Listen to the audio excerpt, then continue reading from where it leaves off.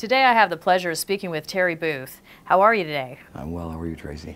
Terry, I'd like to start by congratulating you. You're one of the 30 that's received an MMPR license. Can you tell our audience what that is? MMPR is the marijuana for medical purposes regulation. And in Canada, it's a ability to grow and sell medical cannabis to a number of patients across the country. It's a federal license. Well, can I get right down to it and ask you, what allowed you to get a license versus the 997 others that are in line as quickly as you did? What was your competitive advantage? It's intensity on the construction. We were the 69th applicant in the country, and we're one of the very first in the country that built new. A lot of our competitors that were there before us bought warehouses and did retrofit buildings, and we knew out of the gate that would probably be not the best in the world for growing a pharmaceutical product. But why? I mean, honestly, we have a lot of our audience members invest in biotech and critical materials, and we're trying to understand the cannabis sector, okay? So Terry, bear with us here a little bit. Why would we want to build a new building? New buildings present an opportunity to build it process-driven.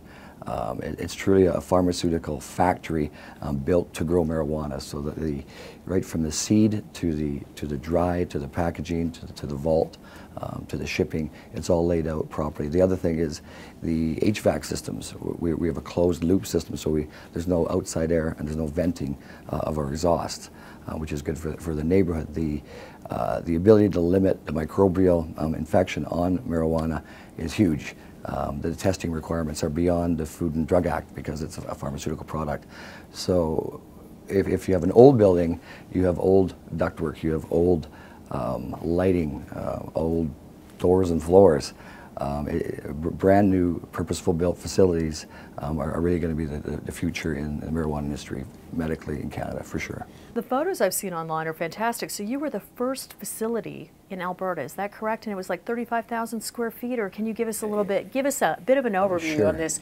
It's 55,200 square feet. In Mountain View County in Alberta. We are the first in Alberta. I don't know of any applicants that are even close in Alberta. A lot of them have been rejected. The process to get the license was, like I say, highly intensive.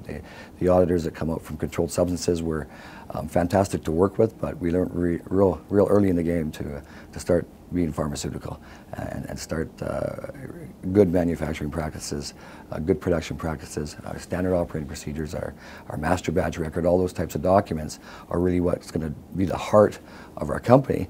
And you think at first, from a regulatory aspect, you just submit them, you have to live them. And we quickly learned to drink the Kool-Aid, for lack of a better phrase, and looking forward to it. Okay, I get the ventilation part, but now for us and our investors out there, you are publicly listed on the CSE. Are you planning on listing in the U.S.? Yes, we're listed on the CSE under symbol ACB, and we'll be on the U.S. in a short time. So what's your public structure like, and why'd you decide to go public? I mean, how many shares outstanding do you have? There's 105 million shares outstanding. We chose to go public for access to the capital markets to make sure that we had some good strategic growth, and we had an ability to expand ourselves throughout North America. I've noticed that you've moved aggressively, and your benchmark's very, very impressive. Can you tell me what we as shareholders should anticipate, say, in the next couple of quarters? Well, you're going to see us producing marijuana now, cannabis out of our facility in Canada. You're going to see some expansion. We're looking at some low-hanging fruit in the sector, not only in Canada but in the U.S. We're also looking at opportunities in the recreational markets in the U.S. Okay, now we hear so many misguided data points in understanding this particular sector. Can you give us any kind of reliable numbers on how big this sector actually is, say, in Canada and or in the United States, off the back of your hand? I don't have those numbers right handy. The market in Canada it can be a $1.3 billion market, and those are numbers projected by Health Canada, and that's just in the medical community.